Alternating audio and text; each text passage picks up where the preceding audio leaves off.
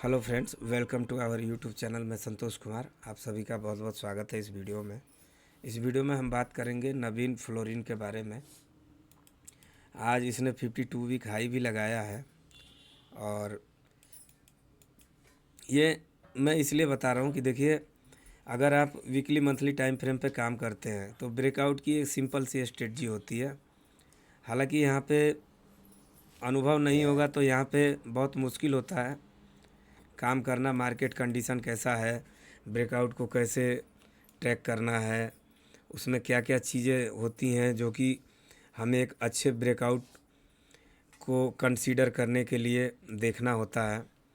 तो देखिए, यहाँ पे एक बेस का फॉर्मेशन हुआ है और ये 2017 का ब्रेकआउट इसने अच्छे कैंडल के साथ ब्रेक किया था 2019 में, यानी कि 2 साल का ब्रेकआउट था ये। और एक रेंज में ये स्टॉक घूमता रहा और उसके बाद देखिए, ब्रेकआउट करने के बाद यहाँ 3 और 3 6 एक साथ 7वें हफ्ते में जाके यहाँ रिटेस्ट हुआ है। और यहाँ ध्यान से देखिए, जहाँ से शेयर ने रॉकेट बना है, ये स्टॉक जहाँ से रॉकेट बना है वहाँ देखिए एक बहुत कामगर और छुपा रुस्तम एक कैंडल बना है जिसको हम बोलते हैं हैमर। यहाँ ध्यान से देखिएगा आप। अगर मैं चार्ट को थोड़ा बड़ा कर पाऊँ तो शायद आपको दिखाई दे। इस हैमर की बात कर रहा हूँ मैं। देख रहे हैं दोस्तों, बहुत कारगर होता है ये सपोर्ट के पास अगर बन जाए तो। जबकि ये तो हमारा रेजिस्टेंस है, लेकिन जब इस कैंडल ने ब्रेक कर दिया और स्टॉक यहाँ नीचे आया तो नॉर्मल सी बात है कि हमारा रेजिस्टेंस सपोर्ट में कन्वर्ट हो जाता है।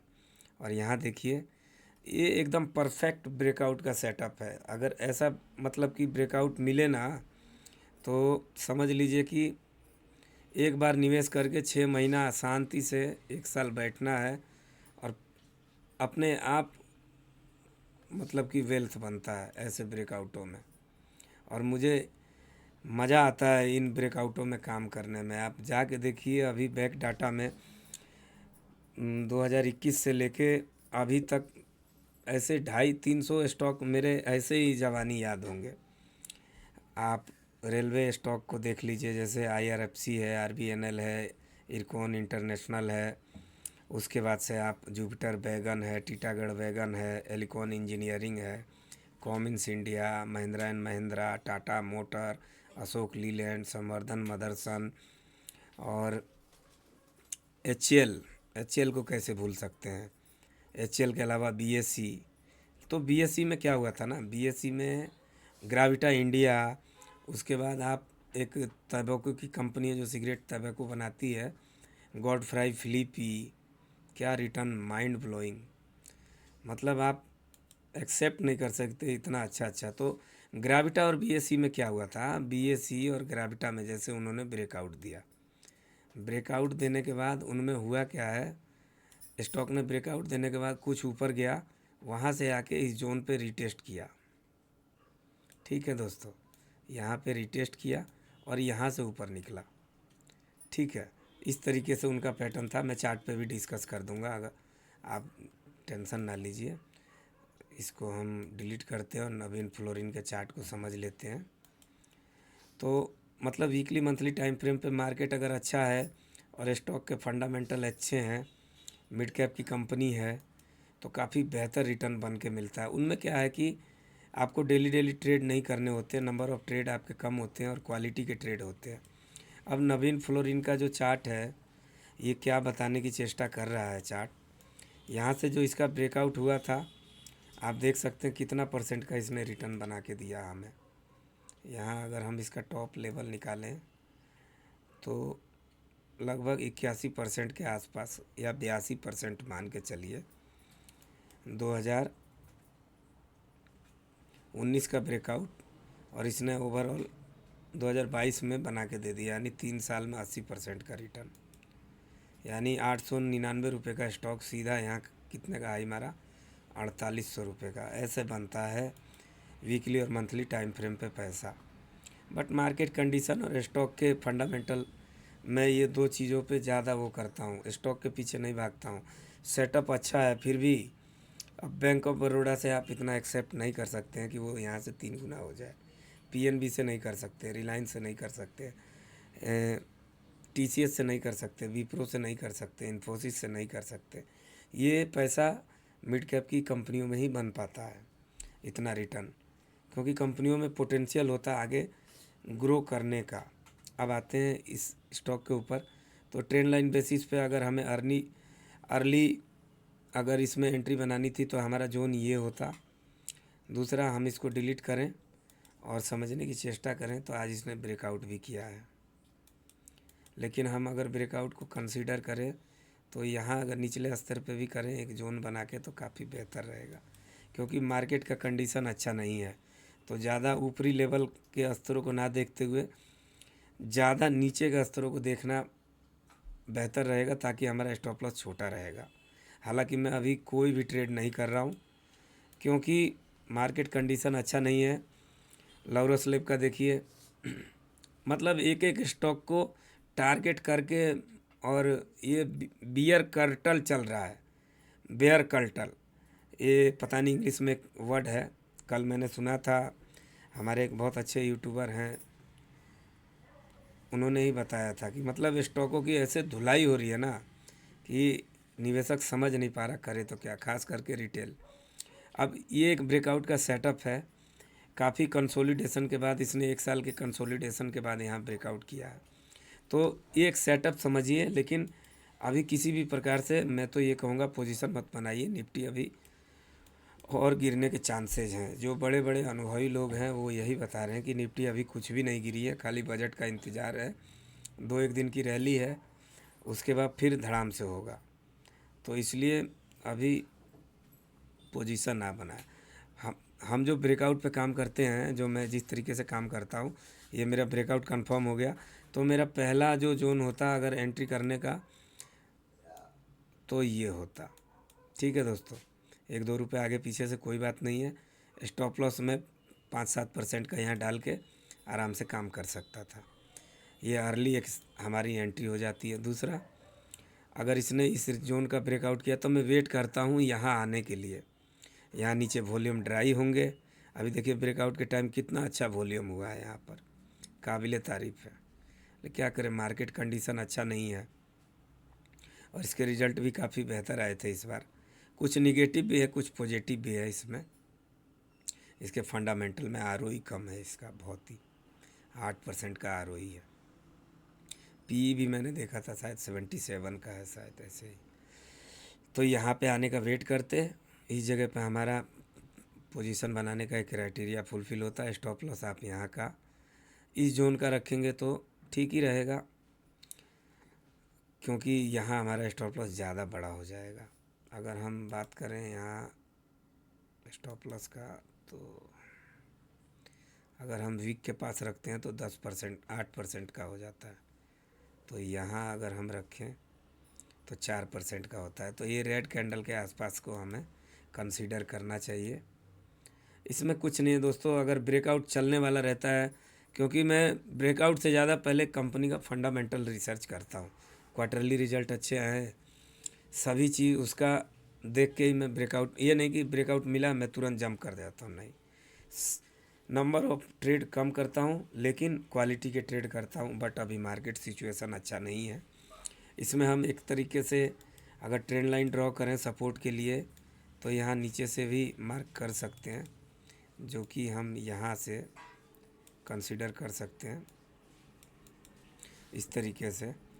तो काफ़ी अच्छा सेटअप था और एक्सपेक्टेशन थी कि अगर ये ब्रेकआउट यहाँ सक्सेस होता तो हमें ऑल टाइम देखने को मिलता, और ऑल टाइम देखने को अगर मिलता था तो शायद यहाँ से हमारा जो टारगेट निकल के आता था, काफ़ी बेहतर टारगेट निकल के आता था। बट करें तो करें क्या, मार्केट कंडीशन अच्छा नहीं है। यहाँ पे निवेश बहुत जोखिम भरा है इस सिचुएशन में। देखिए इसका टारगेट, अगर ये ब्रेकआउट सक्सेस हुआ तो इसका टारगेट मुझे भविष्य में इतना दिख रहा है। लेकिन पहले ब्रेकआउट तो सक्सेस हो, पहले के ब्रेकआउट किए स्टॉकों की बैंड बजी पड़ी है, तो इनको कौन पूछेगा नए ब्रेकआउट को। और मैंने बीएससी की बात की थी और ग्रेविटा इंडिया की, तो वो सेटअप भी बता देता हूँ ताकि भविष्य में आपको काम करेगा। वैसा सेटअप अडानी पावर में भी बना था। आप ध्यान से देखिए इसको, ये सिर्फ मंथली चार्ट पे ही ऐसा आप देख पाएंगे, छोटे टाइम फ्रेम पे आपको समझ में नहीं आएगा। ग्राविटा इंडिया एक टाइम पे मेरे पास था। देखिए इसने जो ब्रेकआउट किया था, काफ़ी बड़े बेस का ब्रेकआउट किया था। 2012 का ब्रेकआउट 2021 दिसंबर में किया था। ऊपर गया, ऊपर जाने के बाद उस टाइम 2022 में फरवरी के आसपास शायद, वैसे तो मार्केट निगेटिव था ही 2021 के अक्टूबर से ही, और उस टाइम में यूक्रेन वगैरह का भी युद्ध चालू हो गया था। तो उसकी वजह से शेयर यहाँ रिटेस्ट करने आया और रिटेस्ट जोन से बहुत ऊपर से ही निकल गया, इसी जोन का सपोर्ट लेके, इसी जोन का सपोर्ट लेके, और देखिए ये निकल गया। काफ़ी स्ट्रॉन्ग शेयर था उस टाइम के अपेक्षा। और देखिए यहाँ से 250 रुपये का शेयर, या यहाँ इस जोन को देखें तो 205 रुपये का शेयर, 2800 रुपये का हाई इसने 2 साल में लगा दिया। क्या वेल्थ बना के दिया। वैसे ही बीएससी का भी आप देख सकते हैं। तो ये सब फंडामेंटल के ऊपर होता है, तभी चार्ट भी काम करते हैं। अगर फंडामेंटल में ही दम नहीं है तो चार्ट क्या ही कर लेगा। बीएससी का देखिए कितना सिंपल चार्ट है। यहाँ पे एक बहुत अच्छी चीज़ है जो मैं आपको बता देता हूँ। देखिए यहाँ पे आपको कोई इंडिकेटर वगैरह लगाने की ज़रूरत नहीं है, सिर्फ प्राइस एक्शन मेथड पे ये काम हो जाता है। देखिए एक अच्छे बेस का ब्रेकआउट बीएससी ने दिया, यहाँ 2-3 महीना कंसोलिडेट करके ऊपर निकला, मार्केट ख़राब हुआ, नीचे आया। अब रिवर्सल का यहाँ संकेत कब मिला है मालूम है? यहाँ पे सिर्फ और सिर्फ एक ही चीज़ है, जो मैं इस लाइन को डिलीट करूँगा तो शायद आपको दिख पाए। ये छोटी सी कैंडल इतना कारगर होता है ना दोस्तों, जिसका कोई जवाब ही नहीं, कोई तोड़ ही नहीं है इसका। इसको बस अगर ये यहाँ बीच में बन जाए तो बस यहाँ आप मार्क कर लीजिए, कुछ नहीं करना है, बस इसके ऊपर नीचे मार्क करिए। यही दिशा निर्धारित कर देगा पूरे शेयर का कि ट्रेंड किधर जाने वाला है, इस जोन पे अगर बनता है तो। अब यहाँ बीच में भी देख सकते हैं हैमर बना है, और हैमर के टूटते ही शेयर ऊपर। कैंडल स्टिक बहुत मायने रखती है अगर उसका प्लेसमेंट बहुत अच्छा हो तो। और मार्केट लर्निंग का चीज़ है, आप जितना लर्निंग करेंगे आने वाले फ्यूचर में आपको उतना ही अर्न मिलेगा।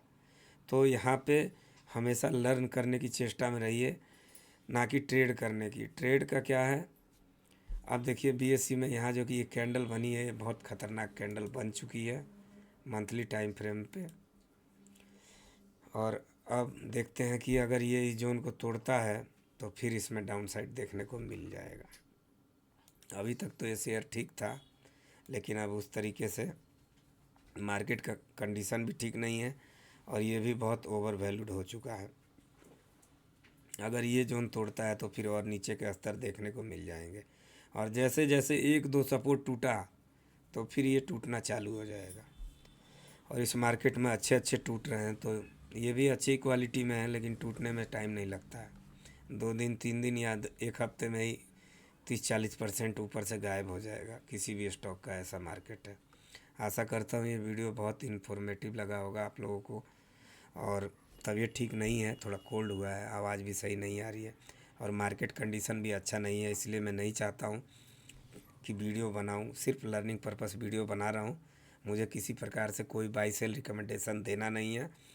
प्यारा सा सेटअप होता है जब मार्केट अच्छा होता है, तो सेटअप और फंडामेंटल का कॉम्बिनेशन मिला के हम एक अच्छा ट्रेड प्लान करके और अपने वेल्थ को क्रिएट करते हैं। लेकिन जब मार्केट का कंडीशन अच्छा नहीं है तो यहाँ 3 दिन हरा, और उसके बाद जो हरियाली आई है वो निपट जा रहा है। यहाँ तो बस इंट्राडे वालों का काम है, पोजीशन बनाओ, आज या कल में एग्जिट मार दो। मतलब डेली टाइम फ्रेम पे या इंट्राडे में पोजीशन बनाओ, होल्ड करना है, अगर 2 दिन का मूवमेंट है उसके बाद एग्जिट मार दो। बहुत मतलब फास्ट मूवमेंट हो रहा है, बहुत ही वॉलेटिलिटी है। आरबीएनएल को देखिए ना, 2-3 दिन में कितना अच्छा गेंद दिया। तो इस तरीके से शेयर चल रहे हैं। अभी मार्केट में बहुत वॉलेटिलिटी है। अगर जो लोग भी नए हों, ट्रेड करने से बचें, कैपिटल को प्रोटेक्ट करें। मौका अभी आने वाला है, आया नहीं है, आएगा। अगर निफ्टी कल के बाद अगर गिरना चालू होती है तो फिर रुकेगी नहीं, फिर 15-20% और टूट सकती है। तो इसलिए कॉशियस रहें, मार्केट बहुत ही कंडीशन ख़राब है अभी। आशा करता हूँ ये वीडियो बहुत अच्छा लगा होगा। ढेर सारा प्यार दीजिएगा। मिलते हैं नेक्स्ट वीडियो में। Thanks for watching this video. जय हिंद, जय भारत, वंदे मातरम दोस्तों।